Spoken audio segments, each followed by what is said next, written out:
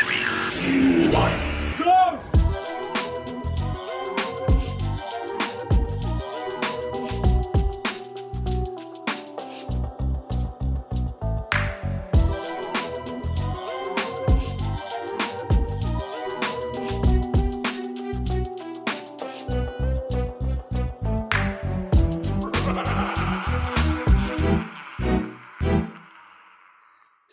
two, one, Ghost. Hey, everybody. Welcome to 321 Ghost. As always, your host with a silent G, Kyle. Joined by my buddy here, Natalie. How are you? Good. How are you? Hello, everyone. Hi. I'm doing good. You know, things are fine. I definitely had some hesitation, some trepidation, some concern, some caution, if you will, coming into this episode.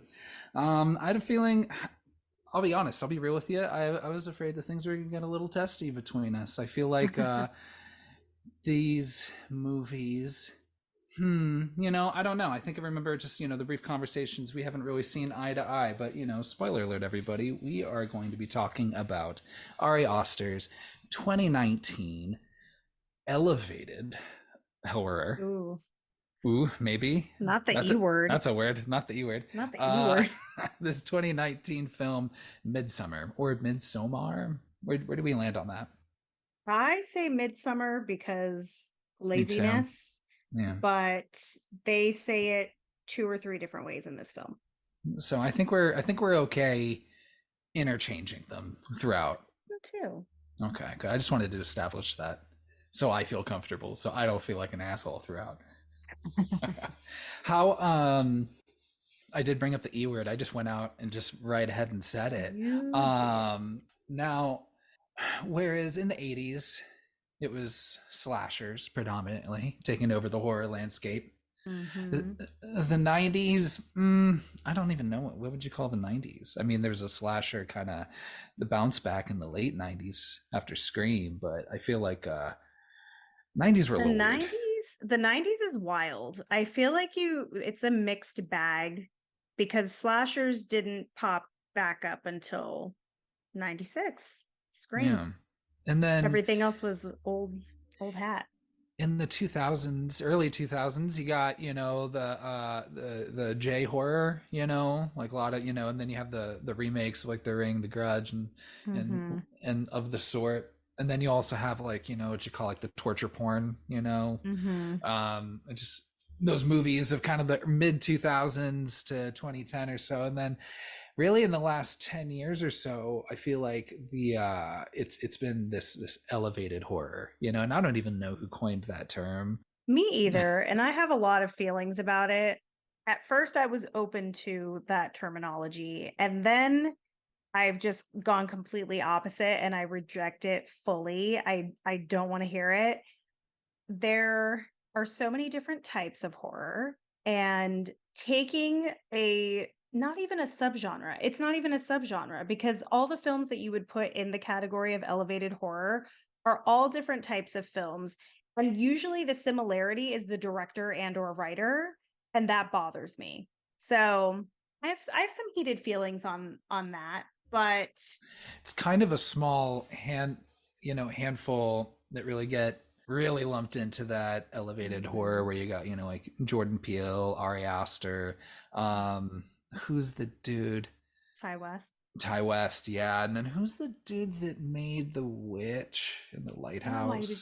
I was just looking into that because I actually I got a little confused, and I actually thought that was Ari Aster. And I actually thought that he's done more horror than he has. I did a little bit of research, took some weight off the research team, and much appreciated. Did it myself, I'm sure. hands on. And yeah, all I could find was this and Hereditary. Well, I mean, he's only made 3 movies, I think. Hereditary. Oh, and then Beau is Afraid, which I have not seen. I have seen half of, and that's a 3-hour movie, so it's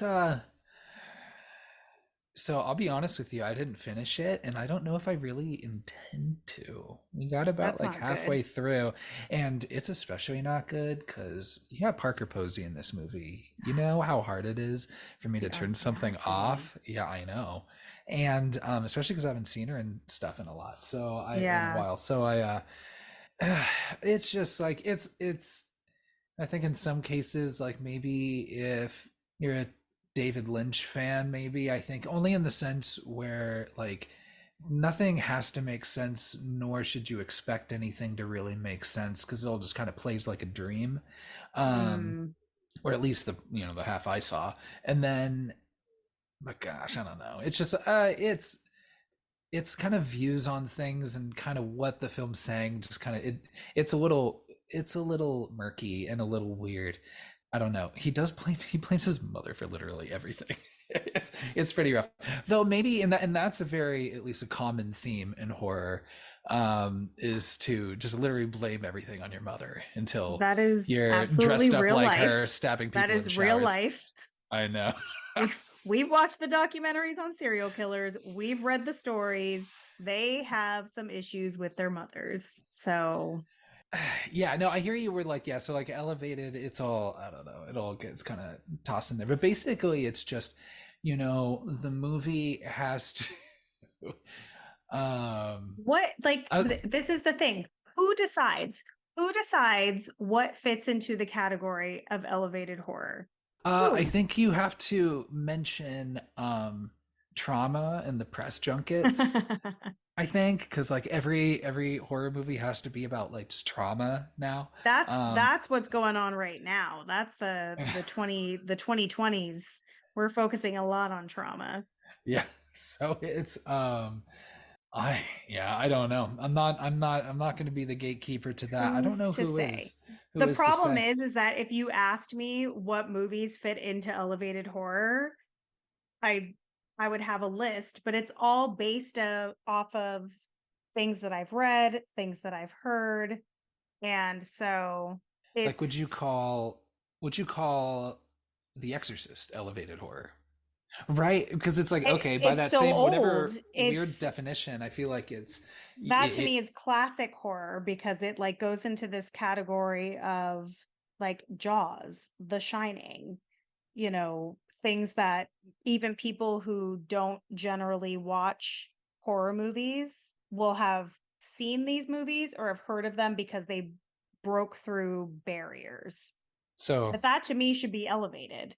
But I don't think that. I think that you have to be I think the movie has to be made past a certain point in order to fit into the category of elevated horror because before the term was coined, then what was elevated horror? I don't. I So think this could be a forever conversation. I don't know if our listeners want to agree with that or Yeah, no, that's want to sit for that. yeah. I do appreciate in Scream 5, or maybe that's why Scream 5 worked a little bit better than Scream 4. Is I feel like whereas in Scream 4 they were just kind of talking about just like, the internet and blogging Mm-hmm. and vlogging or whatever, whereas they weren't really tied to like a movement in horror movies that were coming out or something to just kind of play off or make fun of, um because at this point it'd really just been all about slashers, and slasher tropes. Mm-hmm. So whereas in Scream 5, like so yeah, they make those jokes and it's pretty good. She also brings up the Babadook as an elevated horror film. And I've only seen that movie once, and I think we may have watched it together. Maybe. But Gay icon, the Babadook. yes, of course. But like I never would have thought of that film as elevated horror just based off of I didn't It's a think the acting was great and I have mixed feelings about that one too. But the Babadook is scary as fuck. I that movie did scare me. That little top hat coming out of the fireplace and shit. that spooky little No, dude thank you. just coming out to No, clean the chimney. Um, absolutely not. well, it's clearly elevated because that movie is nothing but trauma and nothing. Another just poor beleaguered mother. It's Maybe you're just right. Maybe it's the mm, trauma that's the common denominator. I think so. I think that's why they were trying to talk about it so much in those last Halloween movies, is because they're like, oh fuck, let's elevate this shit. Yeah, let's make Let's. it elevated. It's kind of traumatic being fucking chased after. I mean, I'm not disagreeing that if I Yeah. were Laurie Strode or Carrie Tate or whatever her name is in whatever universe, yeah, I don't know. You'd be looking over your shoulder. So, these movies in particular, I certainly have a fondness for it. The two first Ari Aster movies. Um, how do you feel about, just real brief? Oh no. We don't want to fucking set the internet on fire. What are your thoughts on Hereditary, and how were you feeling going into this movie the first time you watched it? I just want everyone to know that's listening that this is a trap Yeah, and that's where we're at. So I'll be brief. I've got full editing power. I'll be brief. I have seen Hereditary once. Uh huh.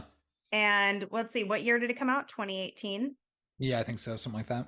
So I saw Hereditary the year that it came out for sure, or within a year of it coming out, depending on what month it landed in, after all of the hype had already been established. So one thing that everyone is going to learn about me as we dig into some of these elevated horror films is that the more hype there is, the higher that bar goes. The bar was so high for Hereditary when I watched it.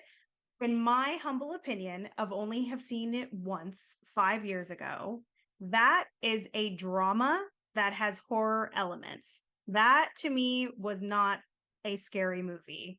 It did not scare me. I felt sad. I have not wanted to rewatch it. Toni Collette makes me want to just curl up in the bed and cry, which we love her. We love her. Industry Um, legend. industry legend. Toni Collette is incredible in everything she does, and she's a national treasure. But that movie, oh, it's so hard to watch. It's so hard. It like watching it, I felt like I was in pain. I didn't enjoy it. I have not wanted to rewatch it since. And what is going to be the catalyst for me rewatching it? Probably this podcast, because there's no one who could make me sit down and watch it just because. And I feel like once everyone listens to this, they're going to be like, okay, we need to dig into this. Maybe I'll watch it again and I'll love it, because Midsommar has been a film that I've had a very torn relationship with, and my feelings of it have changed and evolved every time I watch it. So there you go. I think, but yet thorough. Thank you. Thank you. I um I think maybe in that you described it perfectly. It's elevated horror or just dramas with horror elements. That's how it Maybe that's feels. it. I don't know. Maybe look at us full circle. And then you got to, one thing I love. I love my slow burns. The slower the burn, You the love a slow better. burn. Oh yeah, the better the pop. And I don't know if this has a slow burn. I'm not sure. I don't think this It is. I doesn't at don't think all. this is a slow burn. And I won't spoil anything for Hereditary, but by the time you come to the conclusion of what's actually going on, like that feels like a slow burn to me, whereas you're entering this movie knowing that you are in a situation you shouldn't be in. Like you know that there's mystery, you know that there's intrigue, and it gives you that suspense. So Love all that's those where I things. don't I don't think that this is a slow burn, because you're really like, what the fuck is going on most of this movie the first time you see it. Almost to Well, the end. let's uh let's hop right into it. Get into it. Right? Um How do you feel about this movie overall? Because I remember you being very fond of it from the get-go. yeah, and it stayed that way. So I did watch the extended director's cut this time around. God, there's a longer version. Yeah. It's I have literally a list here of likes and dislikes so that I can it's break too it long. down easily. But I was gonna say, I watched the extended cut because I'd seen the original a few times. More, it's probably like 5 times, 6 times now, probably, since it Yeah. came out. And but God, it's so hard to find the extended cut. It took me forever to figure out a way to watch it. And then I finally did, and it's wild because it's like I don't know if I'd want to go back to the theatrical cut, because I do think that Hmm. the extended one really adds some more depth to the relationships between the characters more than anything, and an additional like extended ritual, like a whole additional ritual that never gets Oh, brought up in the interesting. movie, that also takes place during the nighttime. So this whole additional That long nighttime scene that wasn't in the movie, that I thought that was really so interesting. But this is a total sidebar, but as I was writing this likes and dislikes list, as I wrote the words all daytime, I put question mark because I realized it isn't all during the day. And I remember that being a big selling point of this movie. Like the trailer and the visuals are very bright, yeah, but you do have that scene. You do have a scene where yeah, Josh sneaks into the temple, and that is during the nighttime. But I was under the impression that there was no nighttime it's at that time of year in that area. But I don't I think they know. say I very know nothing little. about I can't Sweden. remember. Yeah, I know nothing about I know Sweden. nothing about Sweden. And this movie does nothing to No, provide any reassurances that no. we know Swedish practices. This movie in particular, and before we get into it, just to comb through Wikipedia, so this is nothing new, but just how this movie got made was very interesting. The Essentially, Ari Aster did Midsommar. At that point, it was the highest grossing movie for A24, which is just starting Mm, out. And this Swedish production company came to A24 and was like, hey, we want to work with y'all on making a slasher film set in Sweden. hmm. And they're like, yeah, sure, okay. They're like, hey, we have the dude that just did our biggest movie yet, this horror movie, so let's go ask him. And they ask Ari Aster, like, hey, we want to do a slasher set in Sweden. Want to do it? Want to be the writer and director? So like, it's not even like he came up with this completely organically on his own, this idea. Like, he was like, okay, Interesting. slasher movie set in Sweden. And so then he comes back and says, okay, let's make it about a couple, and maybe they're having relationship problems, things are on the rocks, and all right, let me start figuring out some weird rituals that all these that this group is doing out here in the middle of nowhere. And so I thought that was kind of interesting that like That's he wild. yeah. And it, in my mind, actually like shows immense talent on his part to be able to conceptualize something like this. Like in a way that I'm like, there's no way that he didn't already have some of these concepts in his mind and then was like, how do I spin this into a slasher? Because like this movie has a lot of layers, a lot of depth. And I find it hard to believe that someone approached him and he just came up with this. Right. And fun. Not saying It's that he's funny. lying. I'd be terrible at that because they would come to me and be like, "Hey, Kyle, we need you to write, like, it's gonna be, like a drama with some comedic elements, a little bit of like a Little Miss Sunshine kind of situation. Do you want to do that?" And I'm like, "Yeah, sure." And then I'll come back and they'll be like, "Kyle, you got to stop adding ghosts. You got to stop doing that, bro. Uh, Ghosts. why is?" Remember the last three meetings. No ghosts. And I'm just like, all right, well then that's a no ghost for me, bro. Um, Thank you. Nice job. So yeah, I just thought that was really interesting, just to be able, like, and probably a fun writing exercise to be like, okay, do this. Here's something you might not be Hmm. familiar with, like, like say like Nordic practices, and he makes up a lot and takes a lot of very, we some stuff that's based on things, some things that are not, Hmm. but um As far as I've read, the Swedish were not offended and thought it was quite funny. yeah, which is good. Yeah, I was like, look at that. That's what I do know about Sweden. Great people. I always get a little nervous with these sorts of Americans go to a foreign country and get murdered kind of movies, just because it's I don't know if it's helping a whole lot in terms of like, American xenophobia or xenophobia that Yeah. Americans have towards others. But I think it's certainly not, as egregious, towards Europeans as say like Hostel is, Yeah. or towards, completely non-Western civilizations, like say, fuck, it's that other Eli Roth movie. What's The that Green one called? Inferno. Yeah, maybe I'm seeing a thread here. I like This Cabin Fever though. this is I do too. This is where I wonder because a lot of people that I talk to that aren't horror fans, and maybe are historians, don't like how Eli Roth depicts other countries and things like that. And I think we could talk about Eli Roth forever, but we won't.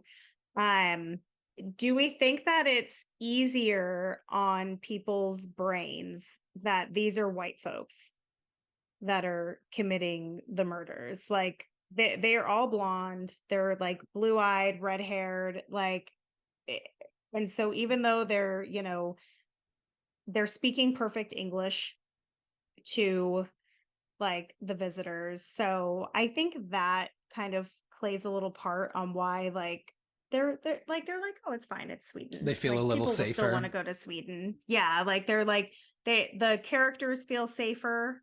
There's a lot less like xenophobia. There's a lot more trust, which like is problematic in itself and like shows that like that xenophobia there and like that fear of how far removed a culture can be from your own and what you're willing to allow, because that's actually one of my like big complaints about this movie. So i I wonder if that plays a part, because I didn't even really think about that until this watch, because when I was actually just watching something about Hostel and the way that Slovakia is depicted is a hot topic for my husband who studies Eastern Europe, and he hates Eli Roth. He hates that movie. But when we watched Midsommar, there were no issues when they were just throwing Sweden under the bus. So I, I I thought thought you were that gonna was say no issue when they were throwing Swedes off the rocks. that too. So yeah, um, I think there's a lot of interesting like politics that go into where they're traveling to, and what rituals, like how a ritual that's a foreign concept in either setting, like if you're someone on an island in the Green Inferno, all of a sudden it's like this terrifying problem, but here we're just trusting and we're eating with them, we're breaking bread, we're drinking bloody lemonade, and it's all good. So a lot to unpack here. this is not the raspberry lemonade I asked for. Um, Please return this. So now one thing is, Bambi, it spoils the whole movie outright with that mural right in the It beginning. absolutely does. It tells you everything that's going to happen. Didn't realize that until my third watch. It's pretty good, and yeah, like the art and the visuals and everything are very, very beautiful. Mm. It's one one thing that I thought was pretty interesting was, you're right. You talk about, Hereditary is, kind of a slower burn, whereas this one just fucking hits you like across the face, like at the very beginning. It I punches you in the dick. Like like it is, it's like, it is hey, brutal. hey, remember Midsummer, or sorry, remember Hereditary, my last movie? You know how fucked up that shit got at the last minute? Guess what? I'm back, We're motherfuckers. starting it Yeah, this way. your whole family's dead from the They're very dead. beginning, and in such a fun, creative way. It okay, so this is where like your are like terrible people parts start to And of show. course, Like, trigger warning. We are talking about yes, suicide here. Yes. we are talking about suicide. The most work I've ever seen put into a suicide murder situation. That Yeah. sister was dedicated. She said, I am taking mom and dad as well. And I could just think of 100 different ways that she could have done that with less work. Can you imagine doing hours of work as your last task before moving on from this earth? It is that shot of her sitting on the floor with the thing taped Yeah, to her fucking mouth. It's so brutal. And it's probably it's it and it had it like it's great. and it It's might not even be, and it might like just crack the top five most brutal fucking things in this movie. It's pretty it's a hard watch. Though gosh, I yeah. just think the times I just randomly like get up and like go to the bathroom. I feel like I don't know how long it takes for you to die breathing in like carbon monoxide like that. You know, No. it's filled into the room, but oh my gosh, it's like taped under. It's just it is but yeah, just pretty brutal. Yeah. Um and yeah, I know. And just to be the last one left in your family like that is Oof. and to be dating, Jesus Christ, at the same time. And in college, like not only did she lose her parents and her sister, but now she's probably broke as well with no support and the world's shittiest boyfriend. I i have written down on my notes world's worst couple. Danny's the worst, Christian's the worst, underlined the worst. Like it's over and over and over and over again. Is Danny um the worst though? I feel like that's i'm pretty oh, justified. we're gonna get into it with Danny. So I was just thinking how hard it was. I just wrote remember dating LOL because it was that conversation that they have on the phone, you know, before she finds out that her family's dead, Yeah. where it's just like, oh, you know, what were you coming over tonight? And he's like, oh, I'm just, you know, what did he say? I'm just, you know, smoking some resin with the boys and this and this. And then it's like, Yeah. oh, were we supposed to hang out? And it was like, oh, do you want to hang out? Like, oh, this and this and this, and then that whole awkward thing. And then I was Oh like, yeah. oh, I just And remember he's having, like holding back tears. She's a mess. He can but feel it, man, that's but hard. doesn't want to acknowledge it. I was just thinking how hard that is just in general, even without all that weird stuff, just because of that, yeah, just that weird, just awkward part of dating where you're doing that texting back and forth. Like, I don't know. Maybe that's I don't No, that's totally valid. know. But also, how long are they even together at this point? Because she says that they've been together for like 4 years and some change, like once they're already in Sweden, but there's a lot of time passed between that trip and the death of her family. So Yeah, I think it was like it and couldn't I have could been be that wrong, fresh. He said they were like, you've been wanting out of this relationship for a long time. They're like, find somebody who wants to have sex. Find, you know. So I'm like, okay, so we're checking out other women at the restaurant. We're checking out the waitress. It's loveless. It's sexless. You don't know when her birthday is. You forget how long you've been together. This relationship needs to end. Danny needs to step it up and do better, pre yes. and post losing the family. Well, and she does do better. Spoiler alert. Lots of thoughts there too. Lots of thoughts. But they are the world's worst couple. They need to break up. I can't stand watching them. It is one of the reasons why this movie is so difficult for me because those two characters I fucking hate. I hate them with a fiery passion. I think Danny's the worst, but I love the actress. I love her. This was actually the first movie, Florence Pugh. Am I saying that Hmm. right? This Maybe is the first movie I ever saw her in, and I was like, wow, she's playing this well because I want to slap her in the face and say, "Good God, get a grip, girl!" Like it is, her it's whole too much. her whole family's dead. Jesus Christ. The But sympathy, the I do, sympathy is low. I do feel bad for Christian only this one time in the sense where like, oh man, that's Well, you're hard. We're like, trapped, man. he You was, can't break up with her.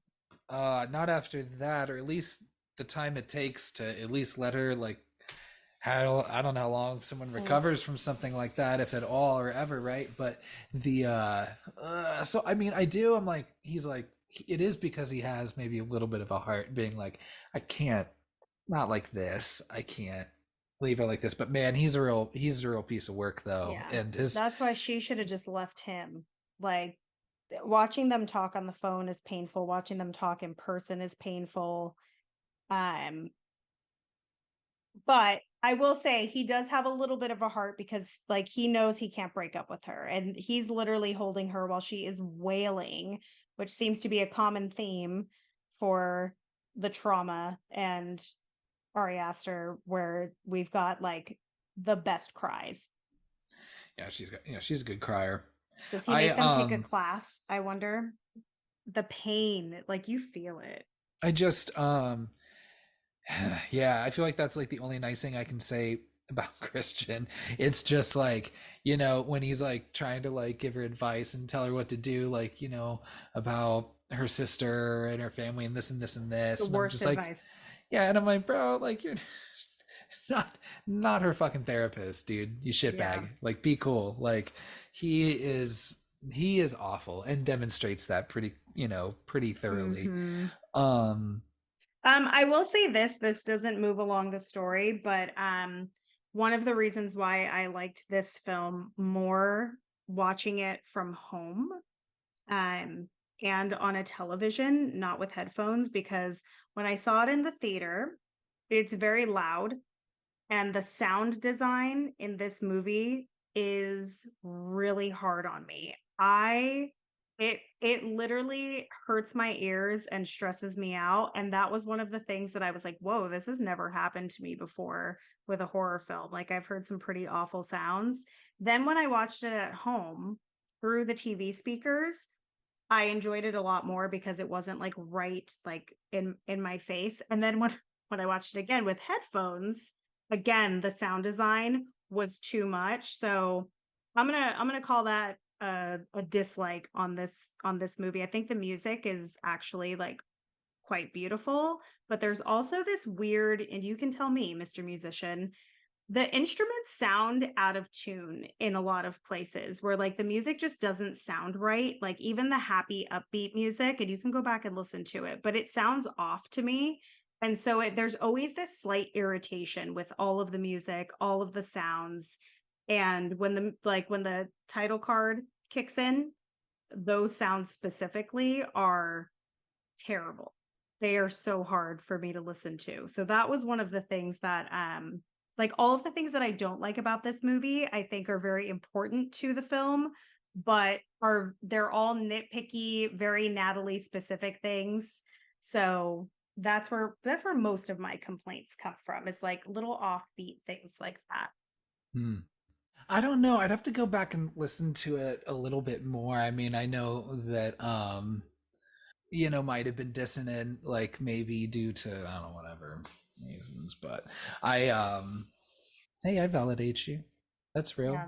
That's your Maybe truth. maybe I'll share it in I'll like we could put a little clip of music maybe to test your editing skills I know. because I'm specifically thinking of the music that they're playing when they're doing the like endurance like dance for the May Queen competition. And is this a music where like, is it like music like that's like part of the score or music like you people like actors in the scene are playing Yes, people music? actors in the scene playing music. That's where the instruments sound a little off to me. And again, not a trained ear here. I am Mr. Musician, so I do feel like I'm a little on the spot. I mean, I'm gonna say one, hey, maybe there are plenty of times where we forgot to Yeah. bring our one little Korg tuner to practice, so we just had to make do with what we had. And then also maybe it's like that kind of idea of like, when a fire engine gets farther away, the siren changes tone, kind of situation. I don't know. Maybe you're trying to play out big windy open air space. I don't know. It's meant to be unsettling, I think is the point. So maybe exactly what was supposed to happen is what I experienced where the music made me feel uncomfortable. It made me feel like something wasn't right and kind of like was intense on my eardrums, but just a thought. I'd be curious if you went back to listen to it if you notice anything off about the instruments. As I'm assuming it's intentional. Is it really that big a deal if your boyfriend just randomly decides, hey, I'm going to go to Sweden in like 2 weeks? Sorry you found out. You absolutely. Absolutely. I there's no way. That trip is canceled. That trip is canceled. You're not going anywhere. Dating, boyfriend, fiance, husband, partner, whatever you want to call, whatever you want to call him. Mhm. I've done this before, and I'm such an asshole. It sucks. But like when he goes, "I'm sorry," and then later goes, "What? I apologized." Oh, And it's like, that is such a ugh. oh, bro, it's That so bad. And it's like she's trying to be cool about it, and then, um, yeah. Oh my gosh. And she's then no, she's not trying to be cool about it. She is passive, so passive. Danny has all the qualities in a woman that I am not. So that is why, like, I watch her and I see this like sadness, and I'm like, you can do better for yourself. Like, just kick him in the dick and run. but what I will say, that what I really love about this argument that they have, when she first enters the apartment, they hold on Danny and you can see Christian's reflection off of a mirror. And so you can see like where she's looking at him, and he does look very pathetic. Like the shot like is such an interesting shot. They hold it for a really long time and I really love it. But she's going in on him like the way any girlfriend would in this situation. And then as soon as he starts to what's I don't know if that's gaslighting or if he's like just trying to flip the switch on her, but she completely falls victim to it and is like, no, no, no, I'm just trying to understand. When she says she's just trying to understand, it's so hard to watch. Like the relationship dynamics in this movie make me cringe the whole way through. Did you think I was going to be this heated? Yeah. But And I'm here for it. I love it. And I absolutely I'm saying positive agree. things about the movie too. I'm trying to have a little bit of balance.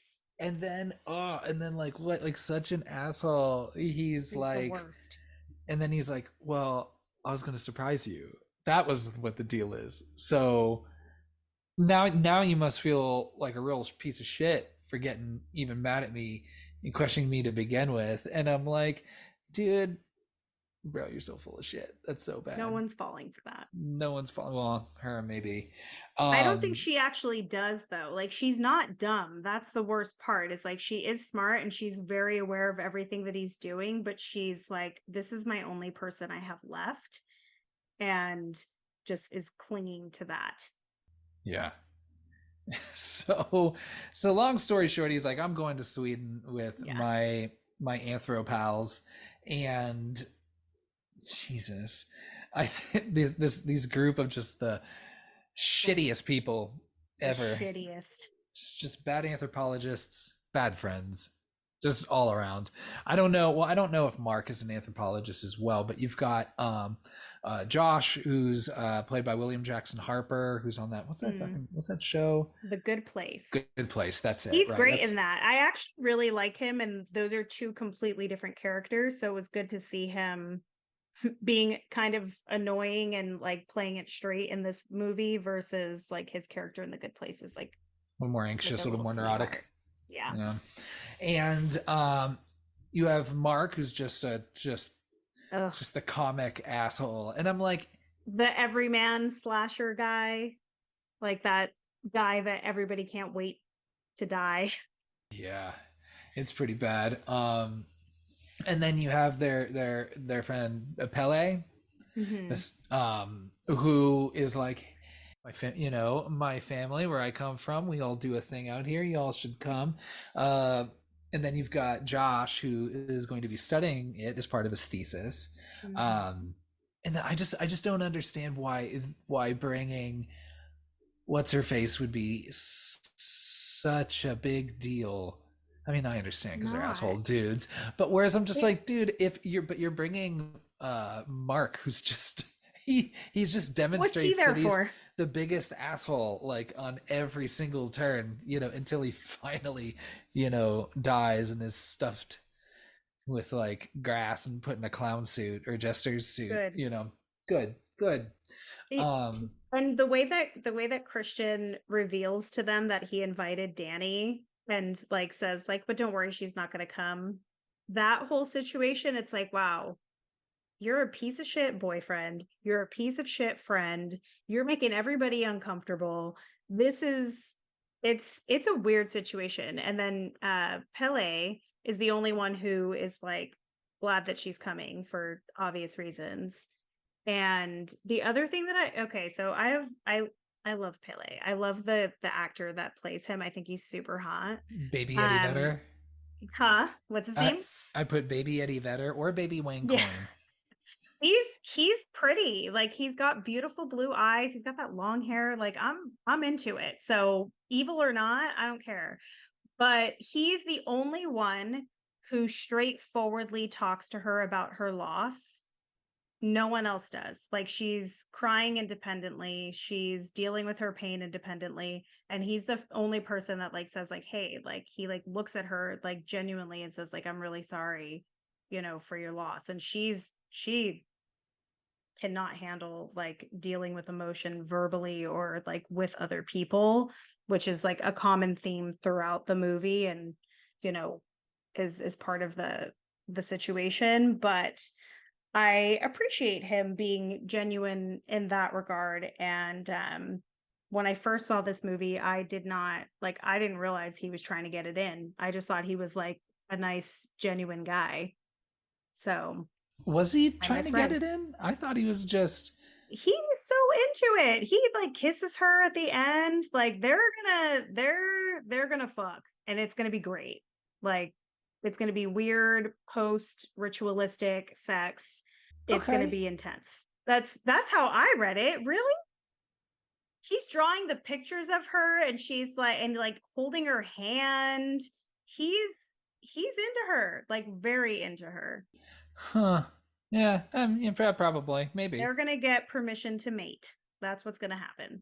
So I did like that. I did like that transition from her running to the bathroom, to throw up, Mm, and then it's the airport bathroom, yeah. or the airplane bathroom. I'm sorry, They're showing her trauma. It's everywhere. that's everywhere. At 30,000 feet and at sea Yeah. level. Yeah, she can't get through the flight. Like they're really trying to show you how tough it is for her like emotionally right now. Would you go on this trip? No, Yeah, absolutely me not. neither. If someone says the word commune, there's no way. That's Yeah, one of the things. So that's actually on my likes list is the cult commune situation with a mystery. Love it. love it. I love to That's watch that's it. that's the I'm not going to description. live it. That's on the back. I should at some point I'll have to just read these notes are ridiculous. I love it. Well, especially because it's like takes like if I write my notes and then like I circle back to it a few days later, I'm like, what the fuck am I talking about? Yes. So I need to be clear about my notes. Would you go on this trip No, and I think that's why we're just no fun in these situations because or at all? or like why is it even worth asking like when would you bow out? It's like we're talking about like it's like the invitation a few episodes ago where it's like Mm. we're probably pretty early because we'd see this shit But we'd coming a go to a mile away. dinner party. Like I would go to a dinner party, but I'd bow out pretty early on. So I think we can say while we both wouldn't be literally caught dead in this situation, we need to figure out when we would bow out because I have a lot of notes I think the on second all the things. I just yeah, the second we're and then yeah, I'm out in a field and they're trying to offer me drugs and I'm like, hold on, what do you mean we're not where we're going yet? Where we're going? Where's a bathroom? Where is just Yeah. somewhere where I can Jo- yeah. Not Josh. Mark. Mark is a vibe though. He says, I don't want new people right now. And I was like, you do not have to give me shrooms to make me not want new people. I know. Yeah, that was pretty fun. That I think that's one of my favorites, like things that he says, because he's generally very annoying, but I don't want new people right now. I don't want new people right now. That's and though that is pretty well, who knows? Who knows? Maybe I'll piss off a few academics, but I feel like that's probably kind of par for the course as far as like let's be real. Like half the reason y'all are going out to do these like things are just to go do drugs and have sex with Absolutely. people. Hmm. Let's be real. Yeah. We know So that's what Mark's there for. yeah, but like, is Mark in a PhD? Is he just there just to We be never even buddies? established if he's in college. We don't even know. I don't know I would if I assume I care. would assume he is if he's like with this friend group that's all going to school. Oh, he says these are my friends from school, Right. Pele, when he introduces them. So I'm gonna assume that Mark is on, just going through college on his daddy's salary and just pushing his way through. Good for him. You know, and Mark. yeah, fucking Mark. Yeah, I don't know. I'm just trying to think. Even, oh my gosh. And then so, they get there and Pele's driving them to where they're going. And you've got Josh who's studying that book on Nazism, Mm, right? And then he kind of says like, she's like, "Why are you reading that?" And then he's kind of like, "Oh, well, ask him or whatever." And Pele's, they like insinuates that it's like, it's all kind of connected a little bit, in mm-hmm, terms that this is a all white supremacist, blonde hair, blue eye kind of situation out here. mm-hmm. I don't. I think that there is some kind of further connection to that. I mean, in terms of like, I don't even want to go down that route. I'm not a historian. I don't know. But I'm just thinking as, if What is it? It is interesting that we bring three people of color into the mix, and their sole purpose is to be sacrificed. well, that's why I'm like, you don't know what these customs are. Mm-hmm. Pele's like, I can't tell you the whole thing that happens. You just have to come and see.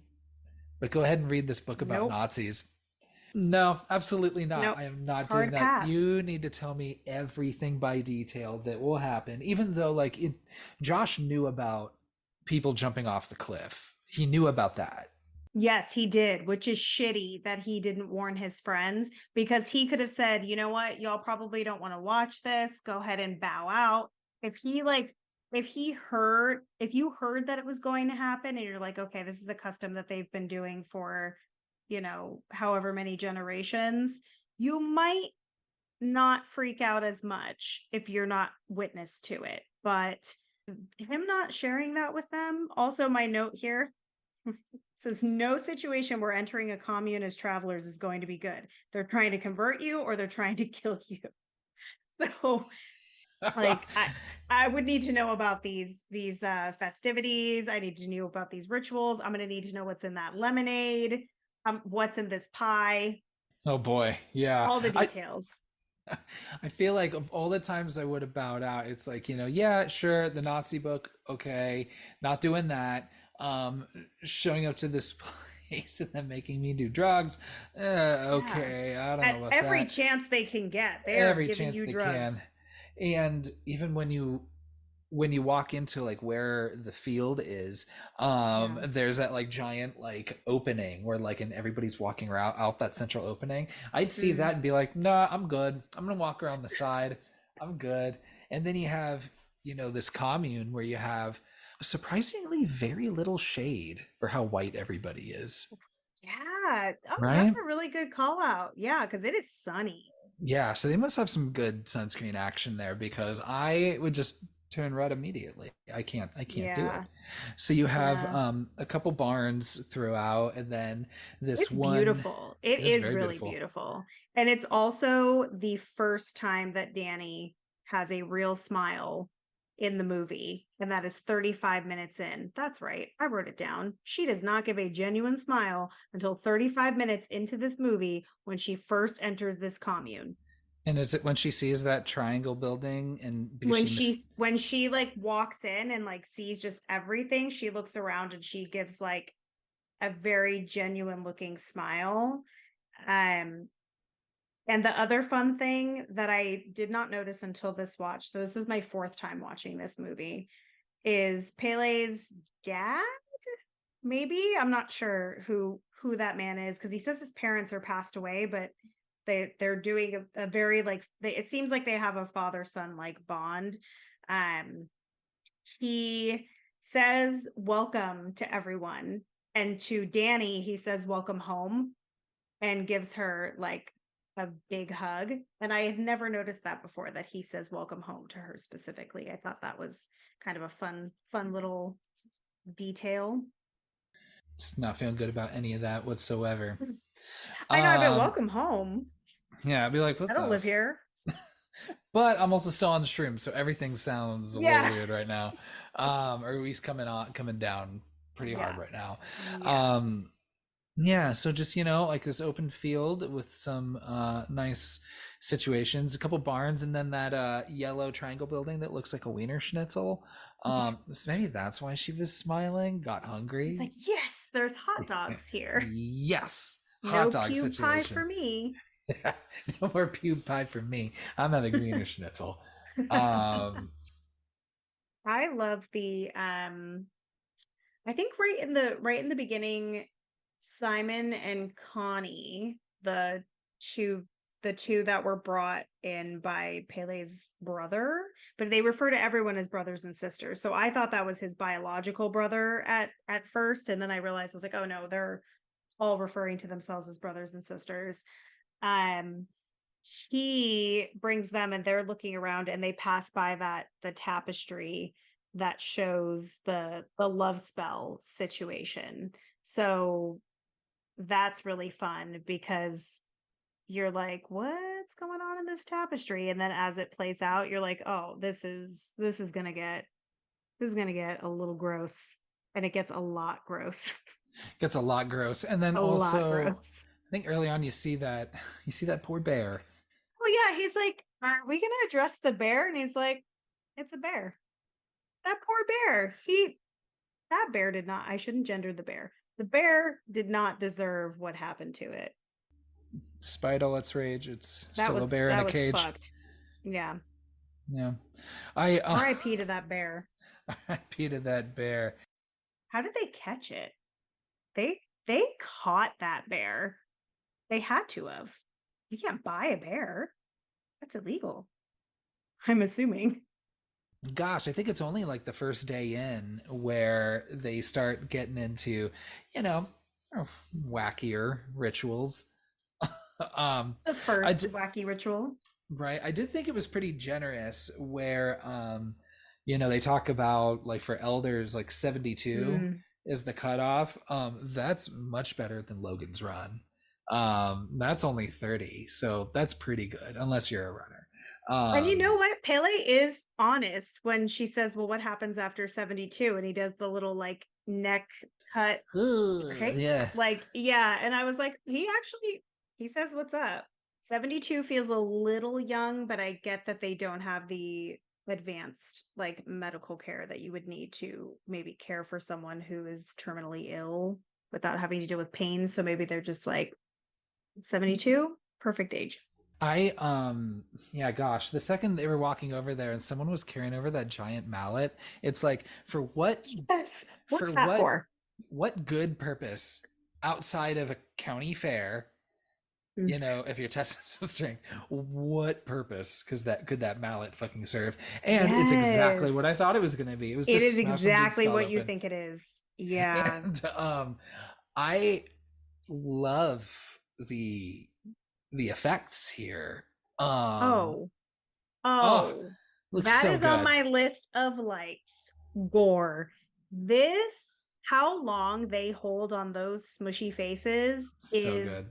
unreal. I remember watching this in the theater and my jaw was literally dropped. And that does not happen often. And Joel, literally, my husband whispered into my ear, I can't believe you brought me to watch this fucking movie. I remember that because he was like, if this is the beginning, how much worse can it get? Because we already saw the sister suicide murder situation. And then this self-sacrifice, whatever you want to call it, that when he falls, when the man falls Off the rocks, first of all, sir, who taught you to jump off a cliff of that height like that? Legs first. Dude, he doesn't even try. He just It's a literally just belly steps flop. off like legs It's first. a And belly flop. You saw Homegirl do bro, it. She did it perfectly. practice. Use it. Oh, Practice with a trampoline.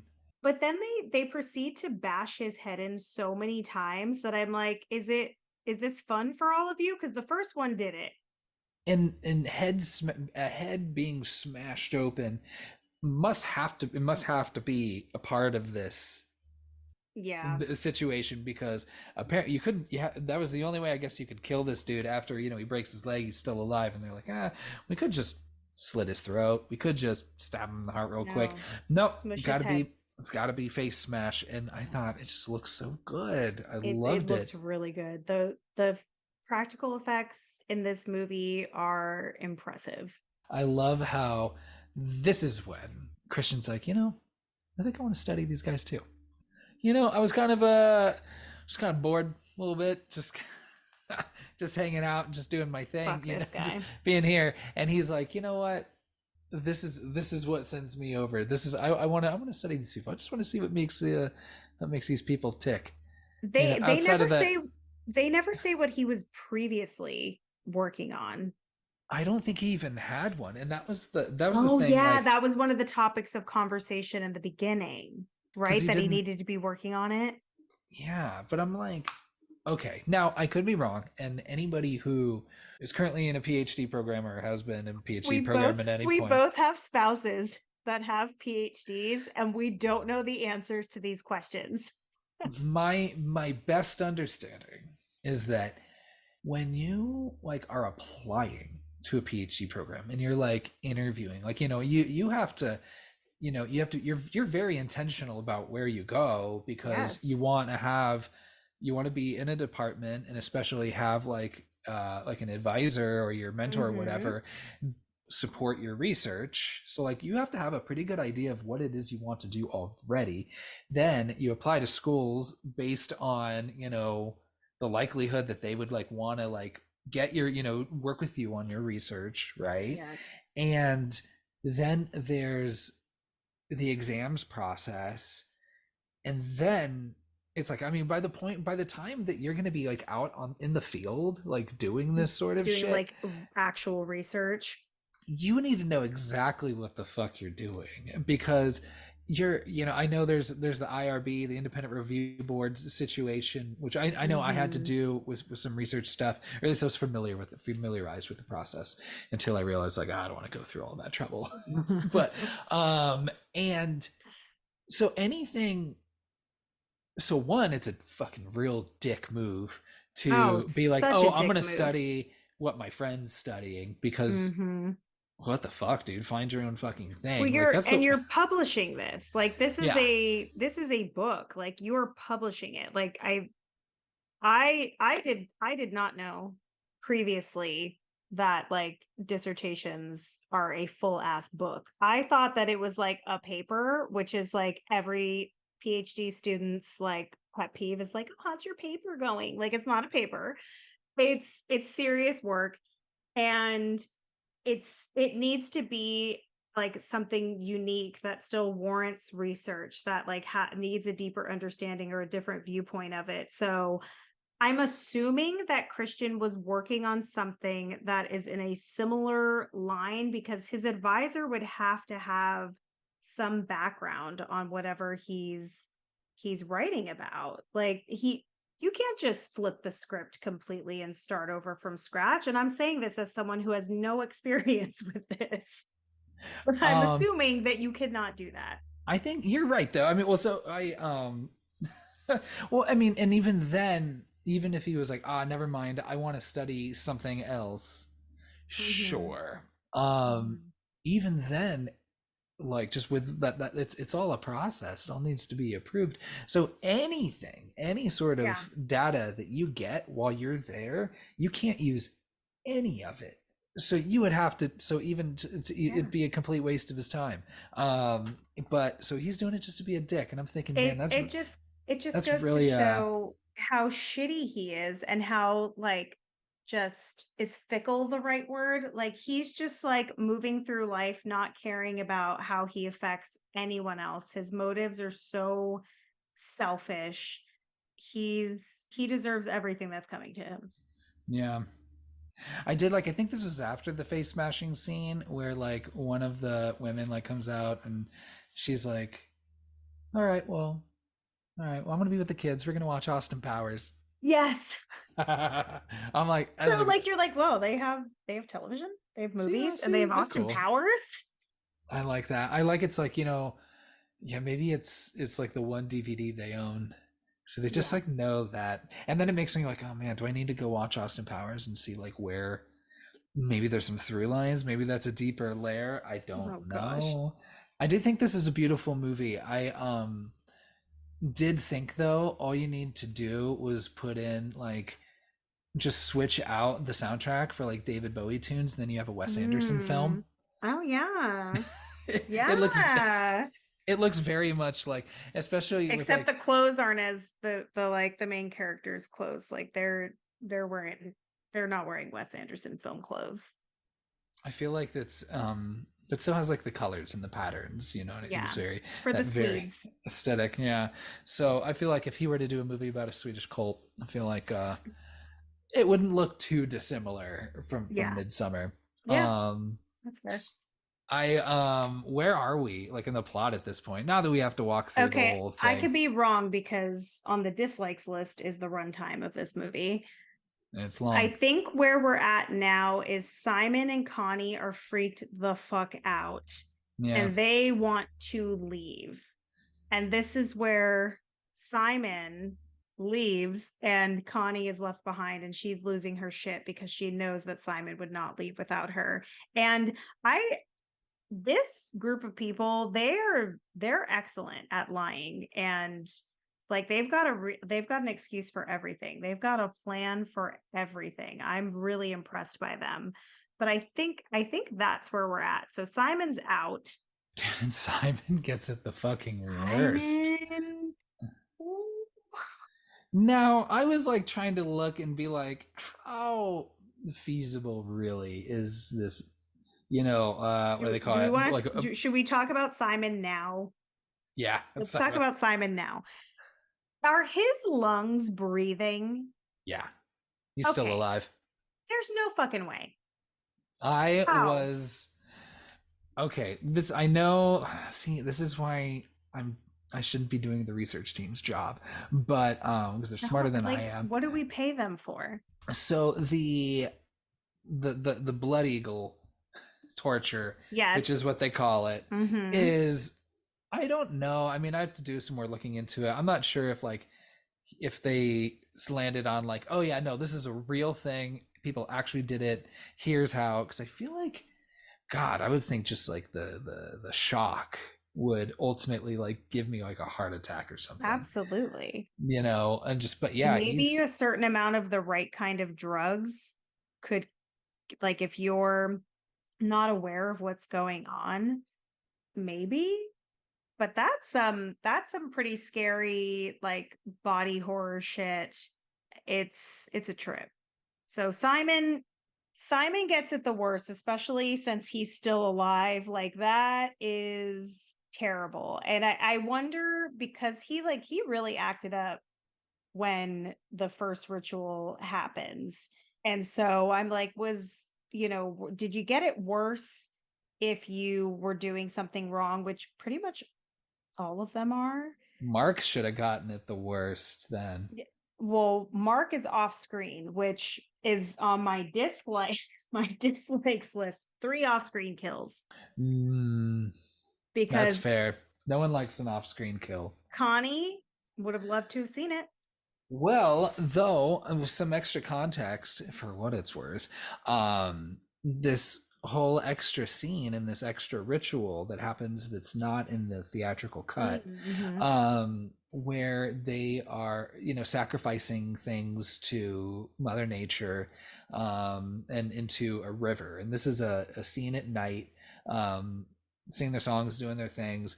And then a part of the ritual is one of the kids offers like I sacrificed myself, and and he's wearing this garb that's got like like chains and almost looks like clocks and shit on it. I just a bunch of trinkets and stuff Yeah. that he's wearing, and they're gonna throw him, and they give him Oh, a it big weighs him big down. rock, and just go throw him in the river, Damn.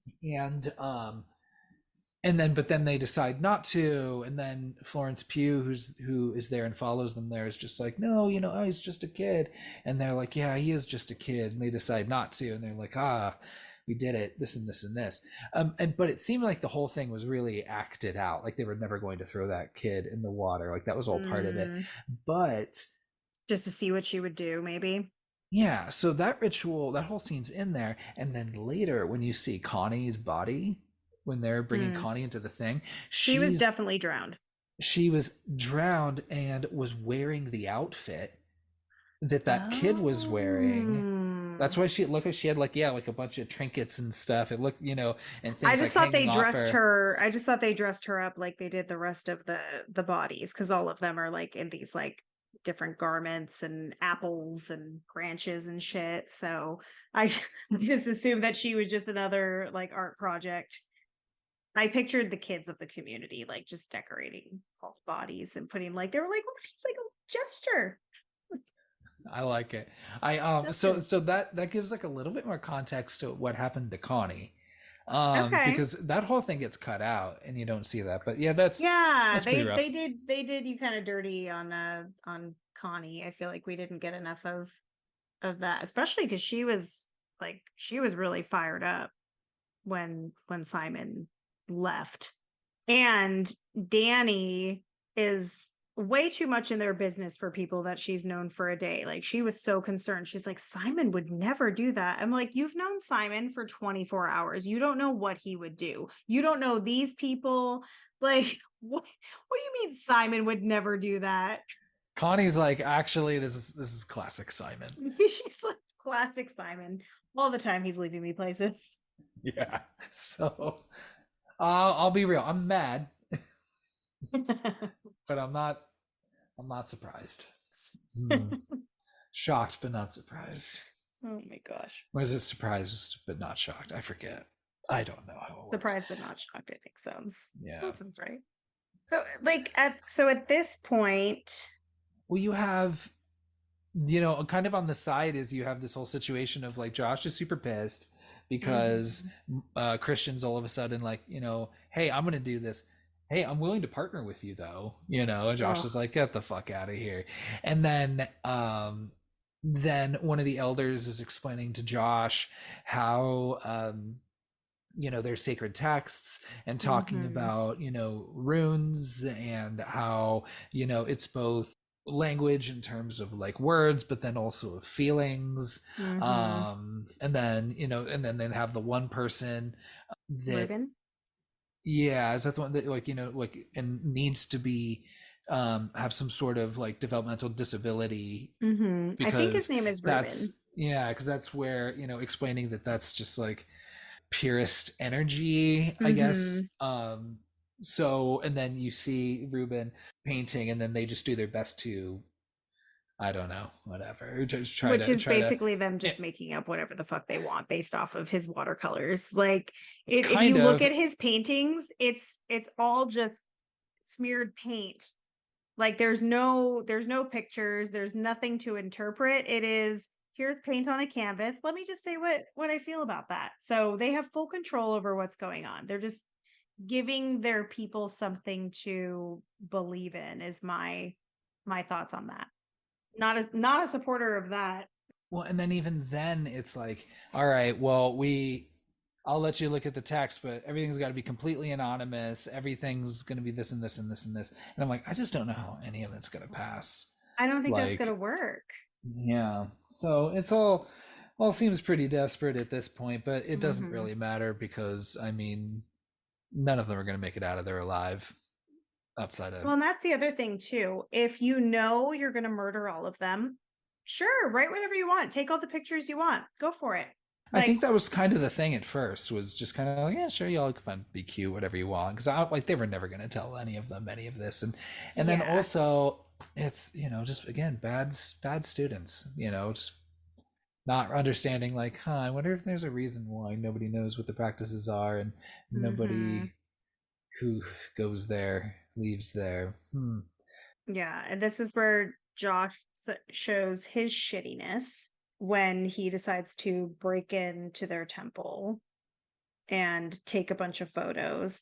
And this is we get like just this is where the nudity starts and never ends. You get full frontal, just there it is, dick in the wind. Who's full frontal at this point? Well, the person that It's Ruben wearing wearing Mark's Mark's mask. face. So the Yeah. part that where we skipped ahead is that Oh, Mark's Mark, dead, by the way. yeah, Mark's dead, by the way. Who didn't see that coming? Fuck that guy. He went off with the girl that was eyeing him the whole time. Clearly a trap. Yeah, geez. I And then certainly hope he didn't get laid either. I hope he did not get laid before he was murdered. I hope we went straight to murder, nothing else. it's like after he like pees on that tree, and he's just like, Mm, "What? Well, it's not a big deal. What did I I do? I didn't didn't mean know. to. Oh, I I would have been didn't mean to." crying. I And would have been it's like, I am so sorry. But yeah, why did you pee on that tree? yeah, dude. Like, There wasn't there's a bathroom anywhere? anywhere. I don't know. But yeah, geez. And then so Mark's so they're just everyone's just walking around just sharing Mark's face. Ruben shows up wearing Mark's face, a la Leatherface, and Yeah, because which would that's catch me. Ruben wearing his face. Yeah, which I don't know. I feel like I wouldn't, no matter how dark it was, I guess, just because he's like not the same like body type as Mark. I feel Not like at all. if someone carved up your face and then wore it on their head and were standing at the other end of the room, I wouldn't like squint and go, Natalie, is that you? Like literally with your like flapping like hole, mouth hole and your eye holes and just the way it looks, I didn't even You're recognize like, that oh was man, someone's wearing my friend's face. like, I didn't That's even immediately recognize that was Mark's face. me either. In the dark, too. Yeah. So Mark like, Mark After Dark.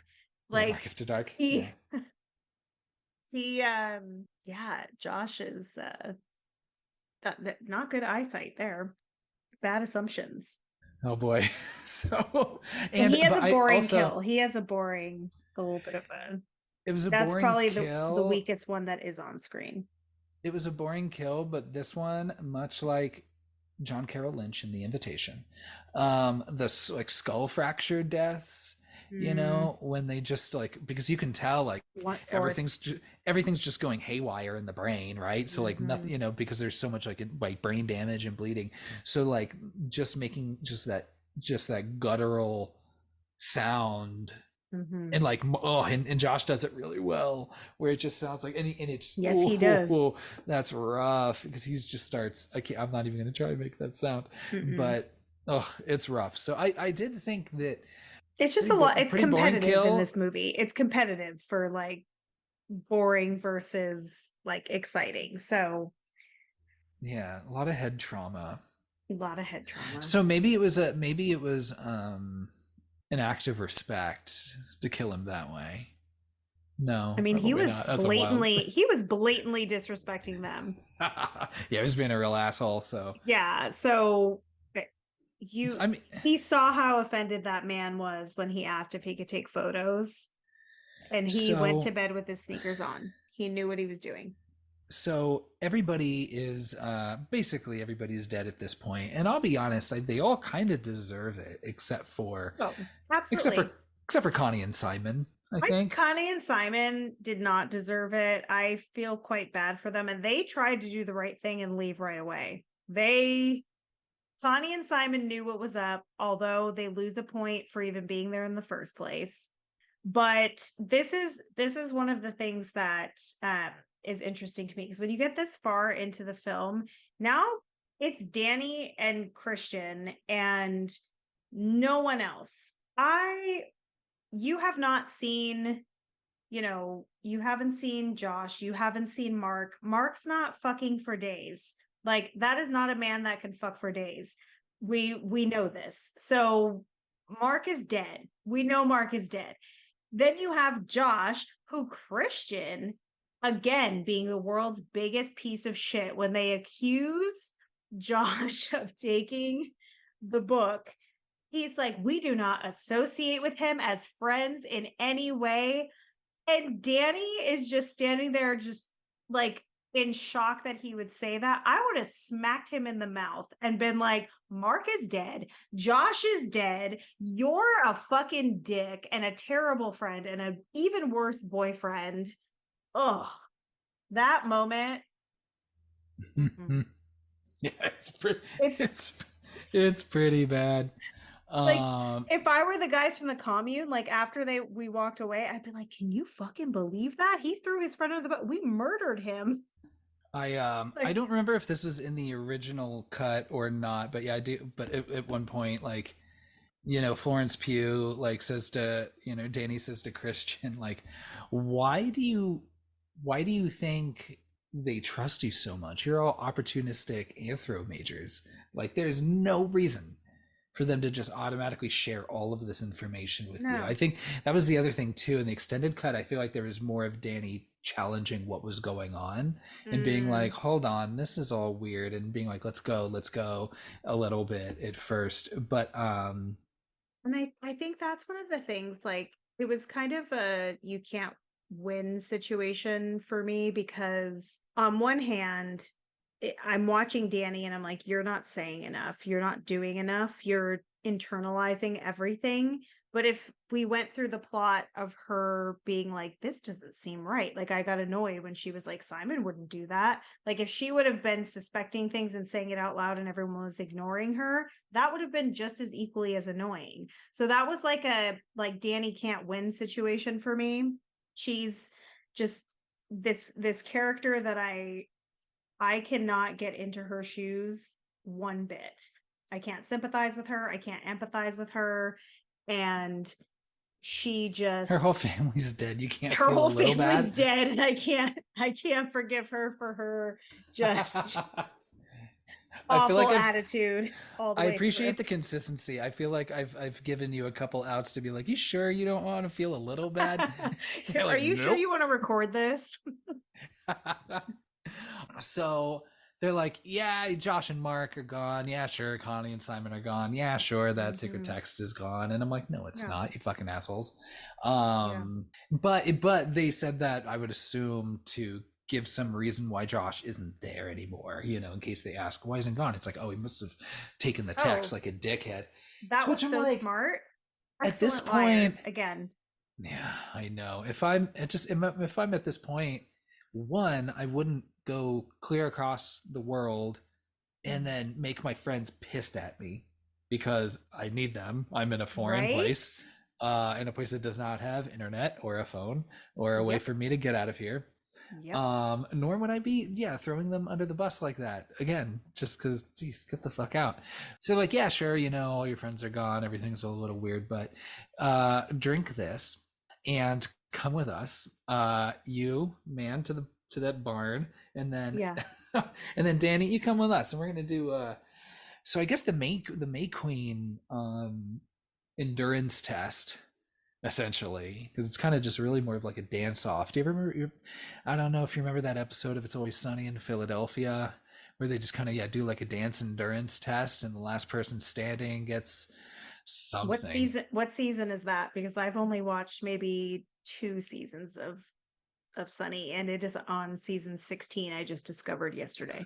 That's a lot, but it's in the first few somewhere. Hmm. But that's where I thought of, and I think maybe an episode of Saved by the Bell too. They did something like similar. I can't remember, but that's all it takes to be May Queen is you just need to just be on drugs and just stand up the longest. That's pretty. It's Well, pretty I good. have I have two questions. Uh-huh. One is, do we think this was fixed for her to win? Probably. I feel like it seemed genuine that those girls were falling to the ground, but at the same time, it was very apparent that she was staying there from the get-go. Welcome home. Let's not forget that creepy ass welcome. The second the second thing that comes to mind is I think you could, like, how long were they dancing? Probably over an hour. I would assume, like well over Yeah, an hour. But if you longer. are on a bunch of drugs, like that is a daytime folk rave that they were at. Like they were drugged up, just dancing for hours. I'm like, they could probably go for a while. Yeah, I'm an American. Dehydrated. I'm an American white woman with an Instagram account. I can do this all day. Yeah, she's like, Give y'all me a about to beat. learn. You're about to learn something today. I am a college student from the USA. Give me a beat and some Molly. I got this. Um, I'll see you in the Sierra tent, or the Savannah Literally. tent. Which one? I forget which one in Coachella. Um, yeah, I would be pissed if I were like an aspiring May Queen. Like I'm like, I know this fucking Yeah. dance. I've been practicing this shit for fucking, all for well forever now, right? Because it's Yeah, she learned the The May dance Queen today. one, or no, there's a May Queen every year. It's just the ritualistic killing and setting everything on fire is the 90-year thing. So like there's someone Yeah. who's like, I've been studying all year, or maybe someone who's like the reigning May Queen that wants to do like a repeat or a three-peat, have like a Mm-hmm. dynasty situation going, you know. But a la, 90s Chicago Bulls kind of situation. But so I'd be pissed if they just bring in some fucking bitch from America Yeah. and Where'd what she you mean come we're gonna from? rig it so she wins? No, I worked Yeah. hard at this. I worked I'd hard at be this dance. I furious. know these moves, and there is no point because I get why they need Christian there because they need to bring someone from the outside to Mm-hmm. keep the bloodline going so they aren't just completely relying on incest. And choose the shittiest one. The shittiest one of the group. Those are not the genes I'm trying to duplicate. Oh, it would be Josh, definitely. Absolutely. But I'm assuming that Josh was not picked for a reason. Like Yeah, 100% racism. None of the black or people of color in this movie were going to be chosen to mate. probably not. And it literally leaves Access you between denied. Christian and Mark, and then in that Yeah, case, it's that's actually true. it's an And easy then, choice. then okay, now it kind of makes sense. Yeah, we wouldn't have wanted Mark. Yeah. No. So, but yeah, I know because I'm just like they didn't even need to bring Danny there. Like the whole thing could have just happened easily without Danny going. They needed the others to be a part of the ritual, whereas like Danny would just Mm. anyone could have been the May Queen. Yeah. But so I'm just like, damn, really? I'm like, I've been working hard at this. I wanted to win this time. I think I really had a shot. In any situation where any people are competing for a title of queen, it's competitive and it is on. If there is a crown involved, flower crown, possibly living flower crown, come on now. Like those girls were so happy for her and I was like absolutely not. They they would have been so petty just like, the new girl? Okay. Been practicing since I'm 5, but fuck me, I guess. Yeah. And then you've got Christian over in the barn The talking to this worst old possible woman. situation. And I thought it was funny because she's like, well, so this young woman has been eyeing up Christian for a So while, good. and they've been, like a group of friends would, help push like a middle school girl, like, towards her crush, Hmm. slipping some pubes in his food, Totally normal behavior. totally normal behavior. And then just so they, putting, menstrual blood in his tea and all of that, Mhm. and just so they can be like, oh, she's had her eyes on you. Did you what do you think of her? Do you like her? Yeah. You want to circle yes or no? Yeah. Find me after lunch kind of Exactly. situation. Yeah. Exactly. So What do you does like he Maya? say? He says, I think I ate one of her pubes. Yeah, And what is her response is sounds about right. that sounds right. Yeah. Yeah. Yeah. Just like we planned it. Yeah, definitely. Um so I like There the I just wrote boner gas for vitality. I didn't know if they sell those at the if they sell that by the register at 7-Eleven, and next to here the other boner pills. this is interesting too because what it seemed like is that they only had sex once, but I'm like, did he need that? Did he need the boner gas? Like that's what it's called from now on. But that whole situation, one, I don't think I've ever seen so much nudity in one film other than a very particular type of film. But that was just a group of people literally not involved in this sex act, but like fully enjoying it. Like all of the feelings that they feel together, they feel pain together, they feel sadness together, and they feel getting freaky together. Like it, it's a spectacle. And when that woman goes behind Christian and Such how. pushes his ass forward, she's like, no, like get into it.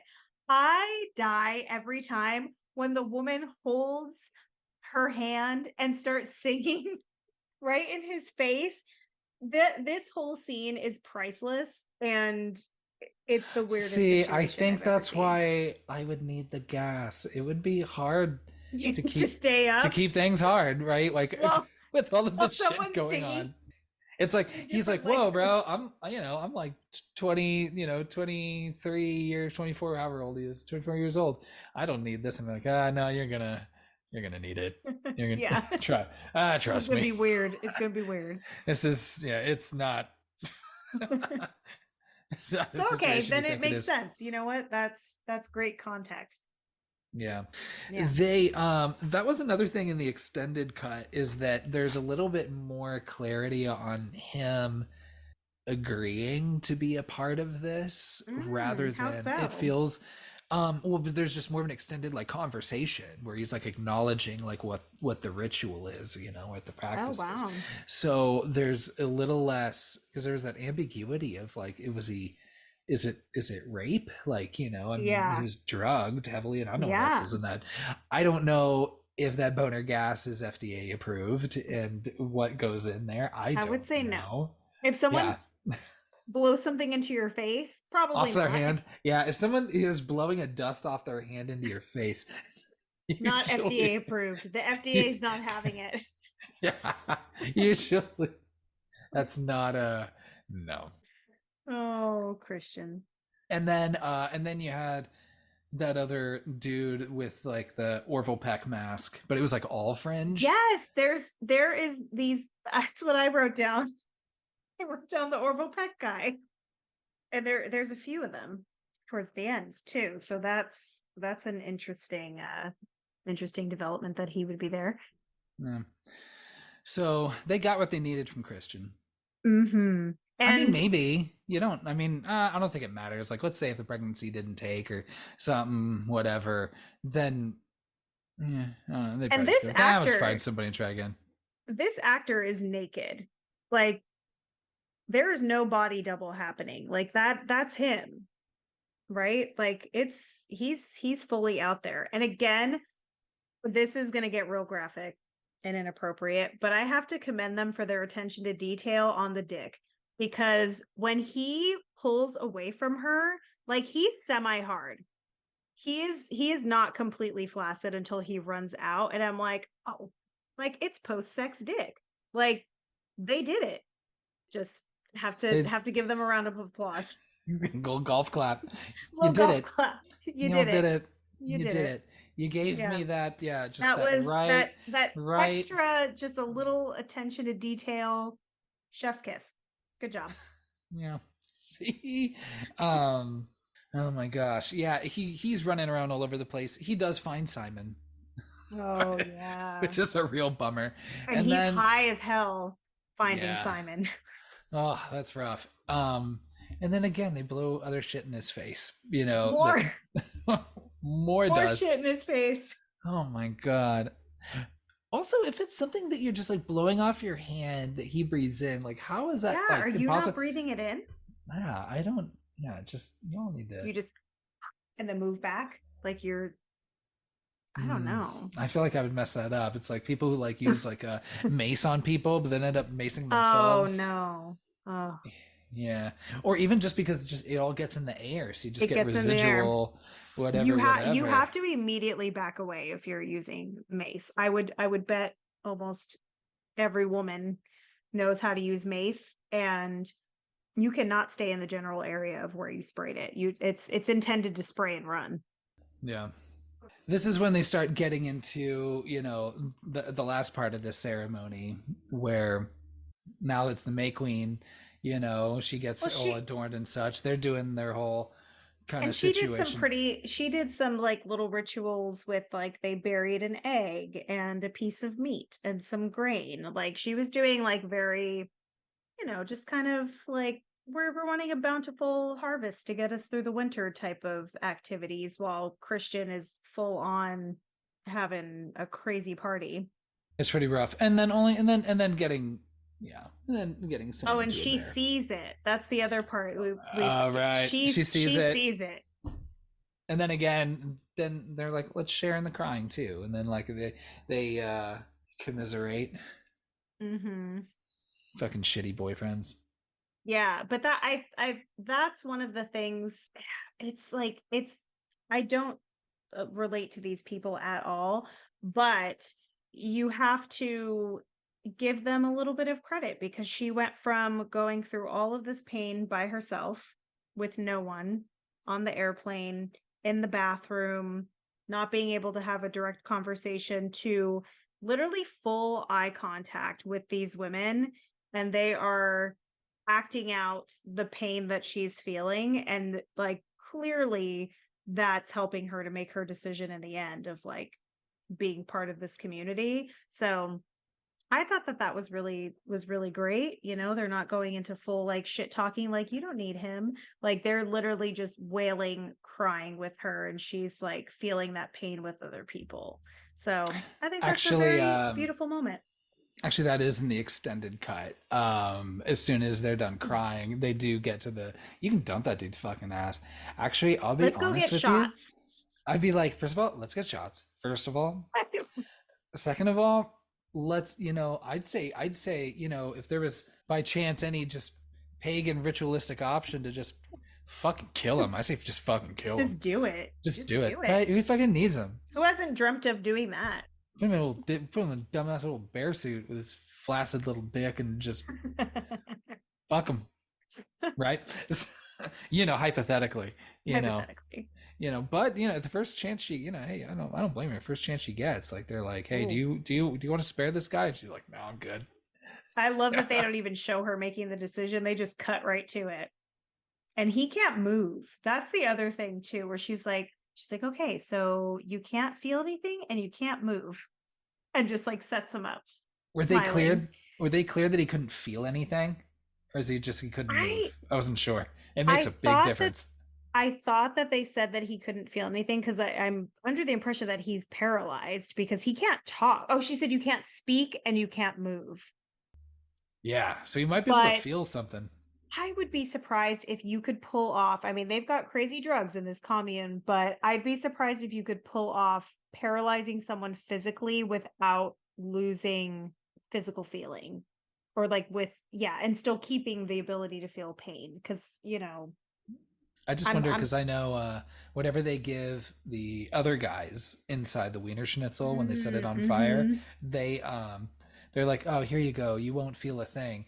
And oh no, they absolutely feel it. Oh, screaming at the top of his Yeah, lungs. They're just telling them that to make them feel better leading up to that yeah, moment is my theory there.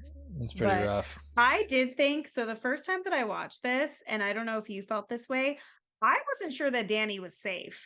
Like I was fully expecting that maybe she may be sacrificed in some way with this like beautiful flower gown on. I did not feel like she was safe.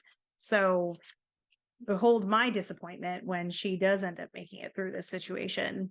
But I liked how they were talking about sacrifices to the mother as well as, and I forget exactly how they framed it, but it was like it's the mother that wants just all of these nice kind of rituals, put some meat in the ground, things like that, bury an egg. mhm. I'm just like how mothers are. They're just like, I just want y'all to be friends. I just want y'all here together on the holidays with me, and just Yeah. maybe just an activity we can all do together. I don't know. Mhm. Classic mom shit. right?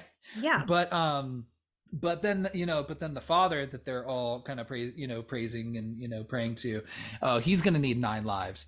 He's gonna he's gonna need 9 sacrifices. You're gonna put him on that wiener schnitzel and you're gonna set that shit on fire. And that is You the smell those only hot way. dogs burning. And that is the only way I will not just decimate all of your crops. So I thought that was pretty good. So they play a little game of pagan bingo. I liked that, like with the little rune bingo. I know, like that little thing that they have. And I'm just assuming that they just made up all these rituals. Like, and they made that little, they were like, it'd be fun if instead of just like choosing someone at random, we like had like a little bingo thing. Like they're watching Austin Powers, they know the lottery exists, or the like whatever it is, Powerball. Do they know that from Austin Powers? Not from Austin Powers specifically, but we know that they have access to sort of modern media because that's 90s, but I I mean was 20 thinking years is of not like bad.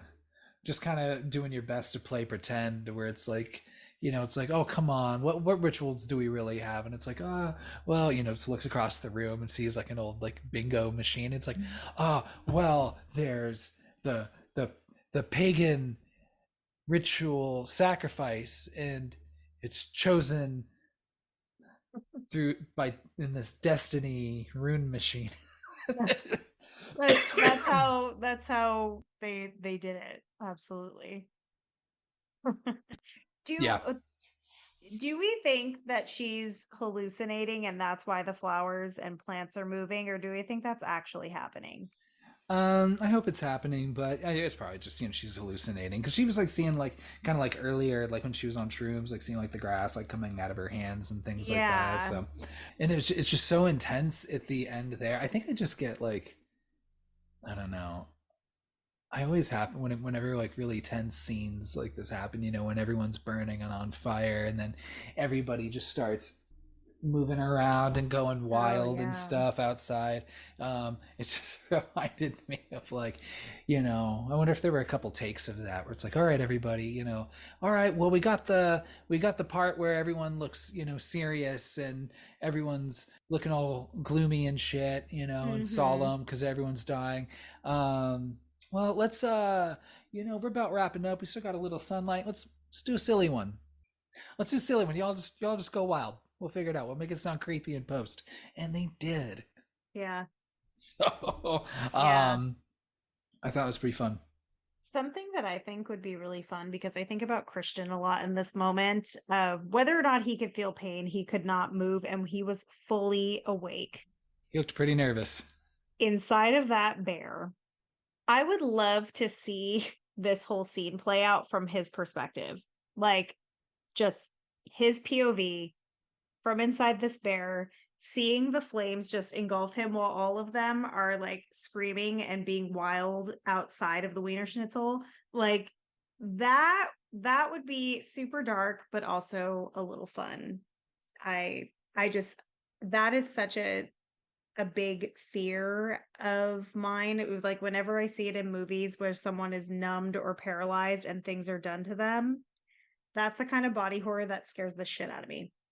Like it's just awake surgery. No, It no, just no. reminds me of like sleep paralysis. I remember I used to have it Mm. when all the times I remember it was like vaguely like kind of like in high school, like late teen, You had so like sleep teens, paralysis? where I would, because I remember it specifically in my home that I when I in my house when I was a teenager, and I remember sometimes my eyes would open, No. sometimes not, or like I can't open, like my brain's awake, Mm-mm. and but my body hasn't, so I can't open my eyes, and it feels like I'm suffocating because I can't control my breathing, so I Mm-hmm. can't tell if I'm breathing or not, but I am, you know just it's but you're still just in that half dream, half awake. Sometimes like my eyes would be open and I like just straight up like can't move, so it's and being like that for like a while, and I just felt like it's just like you're just trying to like you're just like screaming inside your body, trying to like jumpstart your body to wake up, and usually it gets there, but I haven't. So what? Jesus, that's 15 years ago was probably the last time that happened, though. It's been a really That's long time. terrifying. So I don't know No, what's, thank you. yeah. So yeah, that shit sounds terrifying. Yeah. I do appreciate, just like how Barbie and Ken is going to be a popular couple's costume this Halloween. I did like that. I feel like that year were a lot of midsummer costumes of someone Mm-hmm. just dressed up in a beautiful Nice and flower affordable situation, too. Just like and get yourself some white clothes and put on a little flower crown. just find like just some cheap. It's actually it's funnier, like the cheaper just like bear costume you can find. For the dude to wear, or for the other person, the partner in a relationship to wear. It Yes. doesn't have to be, but yeah, I thought that was pretty good. We did miss that opportunity. I guess there's still the ability to do it. I Yeah, don't you could know, do it. Like, I mean, is it a throwback if it's been what, 5 years, 4 years, 8 years, five yeah, years? something like that. Hmm. Yeah. Do you think this movie has a positive or negative ending for Danny? I think it's both. One thing that is positive is she's not going to have to go through this shit again in her lifetime because we know she's only going to 72 and it happens every 90 years. So I'll give her a positive on that. There's pros and cons here. She's got a man now that is actually like attentive to her needs, remembers her birthdays, drawing pictures of her. They're definitely going to be a couple. Accept it, Kyle. To be fair though, I'm gonna push back on that a little bit, and I did make a note where it Why? was the second thing. I was like, hey, Christian's got a point here because it Okay. is both. So it's her birthday while they're there, and Mm-hmm. he forgets that, Mm-hmm. and then also when they're asking how long you've all been together, he's like, I don't know. 3 years, 3.5 years, and then she goes almost 4. It's actually our anniversary in like a week and a half, 2 weeks, Mm-hmm. and that is that sucks when the birthday of someone that you're dating is also really close to your anniversary. Yeah. Man, just keeping that shit in like, so when I started dating my wife, it was, you know, my birthday's in the middle end of July. We Mm-hmm. started dating like 4 days after my birthday. Hmm. And then her birthday is like first week and a half of August. And then it's my parents' birthdays, like in both like that week too. It's all just too much. Too much. So too much. So when we got married, I it was intentionally part of our Mm-hmm. conversation where I was like, I need that shit to be spread out so we can Yeah. we're not clumping things all up in once because it's hard. And you know what? So I'm gonna give Christian a little bit of slack there. I don't think you should, but I absolutely agree with that because I also dealt with a dating anniversary and birthday being like day after, day before situation for years. And I did the same thing. I was like, when marriage happens, we're pushing that shit back.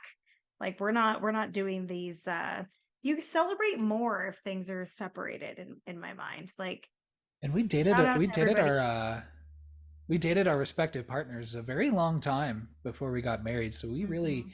I don't know why we put up with that for We so long. endured a lot, Yeah, really. we did. Yeah. So I see you. You were seen. Thank you. I think it's a happy ending for her as much as it can be. She was completely and utterly alone. She was absolutely miserable, and now she's the perfect victim for a cult commune situation. She has no one, she's in pain, all the trauma, and now she has community. She has people who are going to feel and experience things with her. Also, she has the awkward situation of her ex's baby that's just going to be running around with the redheaded girl. Like that's a little bit hmm, weird, but yeah, I think it's a as happy of an ending as she is going to get. I think that smile at the end was well earned. I think she was like, That's the world's creepiest smile. fuck all these assholes I wrote in with. I Yeah. appreciate I appreciate y'all not lumping me in with them Mhm. because they all sucked for their own reasons. Mhm. And then there you go. Though I guess the only downside would be like all of her stuff is still back in her apartment. Like she's like, She can I doesn't like, need it. Who's going to yeah, come but looking for her? Like it was very clear that Christian was her She one person she was leaning in on. she had that other friend that she was Ugh, talking with. that random girl doesn't give a shit about her. I know she's not a real friend if she allowed all of that to happen. Yeah. I would have been She'd be like, like, girl, "Why bye. the I'm not fuck are you listening to going you to talk about this Sweden?" piece of shit boyfriend. Like, yeah, hang out Yeah, here with me. Like, let's find you someone else. yeah. Anyone else, really. Let's get some red wine. Let's get some pretzels. Let's watch The Craft, and Yeah. let's just like make a fucking night of it. To be Yeah. honest, yeah, Yeah. I love Fuck it. Sweden. Like Fuck Sweden. that's the vibe. Hmm. Pretzels, wine, and the craft. Yeah. I think you just made my weekend plans. I think that yeah, it is a happy ending. I thought that was just it's really nice. Everybody that sucks is dead, and yeah, of course, some unfortunate, bystanders, and Connie and It Simon, happens. Hmm. what can you I do? know. R.I.P. to Connie, Simon, and the bear. The three people in this movie, or in the commune situation. Also, her parents. That was sad for them. But like Yeah, yeah, okay, the that's true. but for the situation of the ritualistic sacrifice, you've got Connie, Simon, and the bear who did not deserve those things. No. Hmm. Yeah. I guess and I'd be like, look, even after all of this, I will. Yeah, yeah, fuck those dudes I was with. Yeah, you can kill them. That's fine. Like I'll be a Hmm. part of Hmm. I'll be a part of this. But is the Nazi shit like doesn't have to be a part of it? Like can we like move past that? Like why y'all like I don't know. Like does you have to do like the white supremacy thing? Like I would start like trying to be like let's have I completely missed that part of the plot, for let's the have a record. well, it was only because like Josh was reading that book in the car on the way Yeah. there. He's reading that book, that Nazi book, and they're like, it's connected. And I just thought he was reading it because he's an academic and he's like, oh, this is my light reading about Nazis. I don't know, but either way, it's just again the whole white Either supremacist way, thing. I I'm like, mean, I'm good. Y'all get it fucked. she's in that community. She's white. She's blonde. She has not a care in the world. Like she just watched all of her friends get murdered and is cool with it. Like those Yeah, are her people. So and I'd be like, look, and yeah, it, just be it like, would let's change it this would one be part. funny though if she's just like, damn, like this place would be perfect if everybody wasn't so racist. Like she's like, mind the murder, but the racism has got to go. Like I know, she like everything else. Yeah, yeah. there's everything else, but and that's and that concludes our movie. Now, as y'all know, we have a patent pending boo rating system. Be cool. Um, I'm gonna go ahead and start with my boo rating because it's probably a little more obvious. I think Yeah, I this think so. movie it's effective. I don't know if I was as high on it in subsequent viewings as I was the first time I watched it. Oh, But that interesting. being that being said, I really got, I was really impressed with the director's cut when I watched it because I thought it really added a lot of meaningful stuff to it. I feel like a lot of those director's cuts can be, or extended cuts can Hmm. just be, just kind of Like some Lord of the unnecessary. Rings. Damn, who are you? Like, why are you trying to make everybody angry tonight? Between I'm Hereditary. always gonna throw shade at Lord of the Rings. This is not No this is comment. not the podcast. No comment. I don't want to sleep on the couch tonight. No comment. How much time did the director's cut add to the movie? Like half an hour. Oof. Yeah, maybe longer. I So it don't was know. like I it don't was know if I can pushing get three. that It deep with it. was pushing 3 hours. But I mean, I explained to you most kind of what was in there. That was perfect. Yeah. So there you go. No need. Because the movie Um. is 2.5 hours long. Is that Yeah. right? Yeah. I am going to see. I mean, I know we never come prepared with a boo rating I think I know because what your rating is going to be. I think I've got it. I think I've got it pegged down. yeah, it's not a five. It's not a five. No, I know it's not a five. It's not a five. I am struggling between 4 and a 4.5. that four was gonna be my guess. Hmm, I like What that. what is what's teetering you between the four and the 4.5? Like what's holding you back? Nothing really. Like again, just Just arbitrary. it's arbitrary, like my approach to most of these.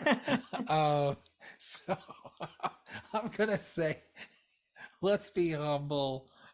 Let's give it a four. Yeah, I'm gonna give it a four. Four booze. Four I'm marking strong that in the booze. log. Putting that in the Yeah. log. So it's as good as Urban Legend. Grouping that in with elevated horror.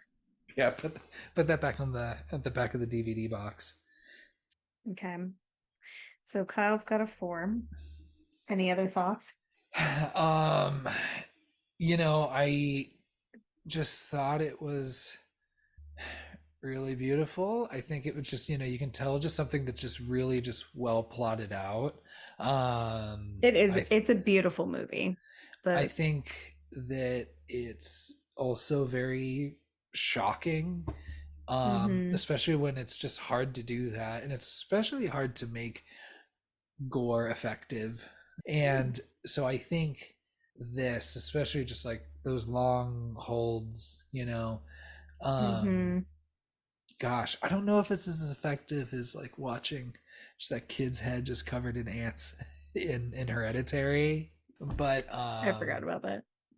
yeah, I thought it was Spoiler. great. Yeah, I know. Spoiler alert, everybody. Yeah, I think it was just really good. I think it just I like that you could call that a very happy ending. You know, Hmm. I did like these characters. Most of them, they were all assholes. The only knock All would be just assholes. the only knock would be like, man, you couldn't just ask anybody who was in a PhD program to help you clean a little bit of that up. you Yeah. but whatever. That's I'm not gonna get mad at. It depends. Like I said, it's all arbitrary. Today it's gonna be Yeah. four booze. You never know. It might be 4.5 later. It's never gonna go under four though. That's my floor Yeah. for this movie. It's just one of those situations where everybody's an asshole, and I'm happy that they all,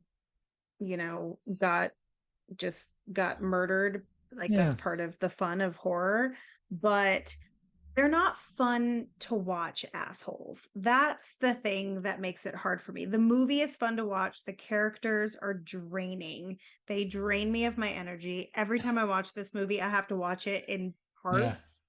It's exhausting to me. You've But never sat with a group of academics?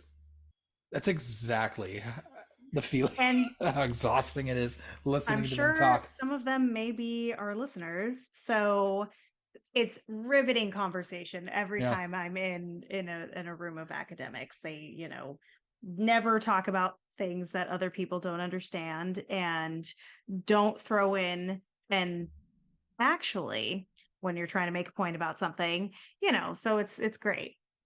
and by academics, I mean anyone that has a PhD or higher. By the way, so Yeah. I'm not included in that. Yeah, they have to have the PhD. So for any of our listeners that are What doctors. is throw some booze? What do you got? Okay. I'm gonna breeze through this list for you. Yeah, Likes. These are my exact notes. Visually stunning. All yeah. daytime? Question mark. But that's a pro. Cult. That's a good one. That's a pro. It's a pro. I Yeah. because I think that it's I have never seen that. Like I when's think the last the second most effective daytime death scene would be, I think it's Critters 2 when it's the guy in the Easter Bunny costume. wow, deep cut. Yeah. I just remember that's really effective because I remember that. I remember that You don't part. you don't see daytime kills often because it can get dicey with the effects, but they Yeah. they invested. So cult, commune situation, mystery, that's a Okay. plus. That Gore, murder suicide situation opening, high body count, and acting is great. I think everybody did a great job. Is well acted. Those are those my are likes. all those are Those are all all positive. like valid likes. Yeah. Dislikes. Uh-oh. Sound design. We talked about that. Hated it. I hate all of the characters. It literally says that. I don't want Danny to have a happy ending. I forgot I even wrote that. You Wow. are so Boy, mean to this I poor girl. I Jesus I Christ. can't with her.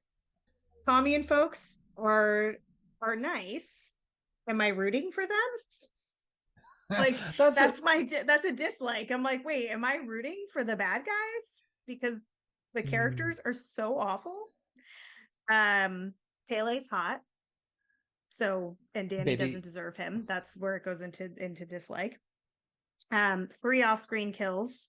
Danny and Christian, worst couple ever. The way that Danny says Christian instead of Christian. Everyone else says Christian. She says Christian.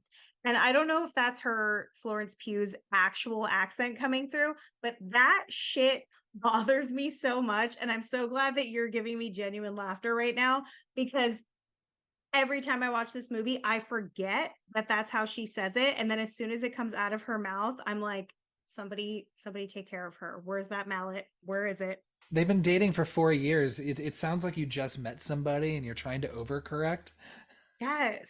on their name. Yeah, I And like that. then the last note, people keep disappearing and they're just chilling. They're just they're just hanging out. And I know for the sake of the plot and the movie having to move on, that's fine, but like there was no attempt to escape. No attempts. So that those are my likes and dislikes. And with that, I'm actually going to give it a higher rating than I originally probably gave it because this has been such a fun conversation. And I just Would you have to give say I have to give it credit for being just a really well-made movie. And if I'm gonna call out elevated horror, this is probably one of my favorites that fits into that category. would you say that this conversation elevated your boo score? Very good, very good. Mm, I'm gonna give it I'm going to give it a 3.5. that's pretty good. And that is because I I don't want to put it in average and to me 3 is like average. I give it a 3.5 because it does have rewatchability. I think it has rewatchability, but I've never sat and watched it at home all in one sitting. That's not true. Once I did. So I'm going to give it a 3.5. That's really good. I would say usually like two is my like. If this was any worse, it'd be bad. But it's pretty standard, run of the mill. Maybe two and two and a five is where I call my like average. I don't know. Well, two and a five See, definitely to pretty. me, like 3 is like there's problems with it. I don't love everything about it, but I will rewatch it and it was a good time. Like this movie, I think has enough elements of surprise and just the oddest situations that you've never seen before that like It's pretty every fun. time I watch it, I'm like, I forgot how fucking weird this is. So the only last thing I will say against it is after the early 2000s, the taglines start to drop off. Like they're not sitting in the production room, whatever you want to call it, and coming up with fun taglines. It has one tagline for Mm. this movie. And it's just let the festivities begin. I don't hate it. No, I don't. I don't hate Yeah, it either. I mean, it's pretty to the yeah. point. I like it. It's to the point. I agree. Taglines. It's a lost art. It is. Yeah, I was trying to think of any like potential taglines for this movie, and it's just like bad students, worst friends, or I I had one and no one in my house liked it. Um Midsommar, I hardly know her. it's pretty bad. I It's pretty bad. That's pretty bad. One of my I let's see, um, like Midsummer. Sound it out. Try your best. I like that. I like that. I like that. That's fun. Or Midsummer. Throw your boyfriend in the trash. Yeah, that's good. That's good. But all of those are, thank you. I appreciate that. Yeah, you're right. It's a lost star. I think I Yeah. really the more we circle back to 90s movies, Mm. and earlier. Hmm. We're just it's a gold mine. I love the ones that you read me Oh from yeah. H2O. And there's so many. There's so many. Like it couldn't ever just be one like it is now. Because I mean this will be the most recent movie that we've covered. Yeah. We So it's hard, just what's it, Final Destination barely cracked the millennium, yeah. or the millennium, depending on where you're starting. So Oh no. um, let's see, anything else you want to talk about before we wrap up on Midsummer? No, that was I really did not expect the conversation for this movie to be as fun as it was. And also, this was my pick. We didn't bring that piece up. This was my pick. I intentionally picked movies on my little list that I thought would create conflict. I like that. And look, all it's done is, just really strengthened our friendship. It really Exactly. brought us As together. I always. was like, you know, I like that. I don't have anything else to add. I am definitely curious to, I'll circle back and watch Hereditary anytime. That one It might need might to be be five bumped. moves. We might need to bump it up. I don't know that it was it on my I think it might be on my list. It might have been you picked all the like critically acclaimed shit. Plus, Death Becomes Her. But whereas like my movies are all trash. I love trash movies, but I picked critically acclaimed things because one, like people want to hear it, and two, I like to challenge things that are critically acclaimed, and I like to challenge things that have won a bunch of awards, and like because oftentimes what happens is the movies that everybody shits on 10, 15 years later, all of a sudden everyone's a fan and they love it. And sometimes it's the other way around. Movies that, everybody was just like freaking out over, they're like, actually, you know what, that really wasn't that great. That hasn't Yeah, happened with Hereditary. I will say that. It's holding its own, but we're only 5 years in. I don't think that will happen ever. I it's a fan favorite for sure. gosh, that's all I got. All right. It's been a pleasant time as always. And just let's just continue to, never engage in any weird Mm. religious practices, and just Or go to any communes. go to any communes, or don't really just not travel. I Yeah. don't know. Just, so it's I don't know. But thanks everybody for tuning in. Appreciate you as always. 3, 2, 1, Ghost.